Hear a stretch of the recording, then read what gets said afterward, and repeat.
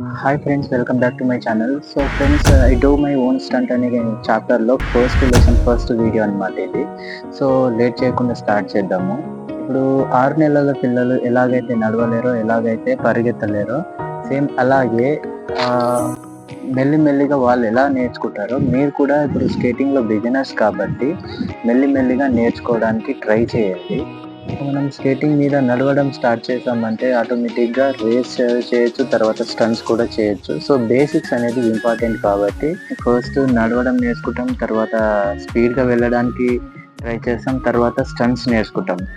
ఈరోజు చాప్టర్ వచ్చేసి front forward, back forward.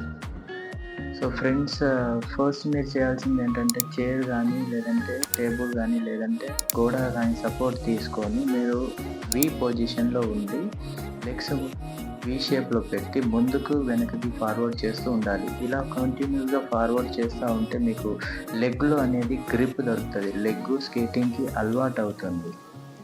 ఇలా కంటిన్యూస్గా ప్రాక్టీస్ చేసిన తర్వాత ఆ గోడ సపోర్ట్ లేకుండా చేయడానికి ట్రై చేయండి. సేమ్ వి షేప్లో పెట్టేసి ముందుకు వెనకకి ఫార్వర్డ్ అవ్వండి.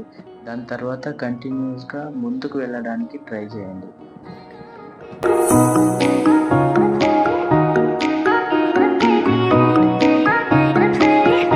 ప్రాక్టీస్ చేసిన తర్వాత మీకు రిజల్ట్ ఇలా దొరుకుతుంది ఫ్రెండ్స్.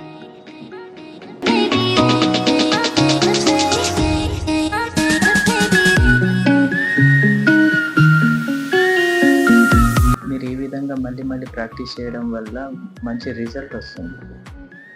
తర్వాత సేమ్ ప్రాసెస్, ఇది రాకింగ్ కాకుండా వాక్ చేయడానికి ట్రై చేయండి. ఎందుకు బ్యాక్ ఫార్వర్డ్ అవ్వాలి కాబట్టి ముందుకు వెనకకి ఫార్వర్డ్ అవ్వండి.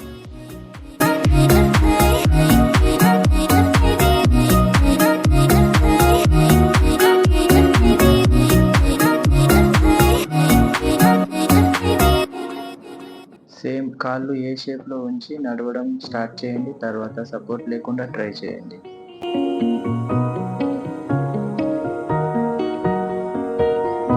మీరు ఈ విధంగా మళ్ళీ ప్రాక్టీస్ చేయడం వల్ల మంచి రిజల్టే వస్తుంది. అయితే ఫ్రెండ్స్, ఒక్కసారి ఒకరోజు ప్రాక్టీస్ చేయడం వల్ల అంత రిజల్ట్ ఉండదు. రిజల్ట్ వచ్చేంత వరకు ప్రాక్టీస్ చేయండి.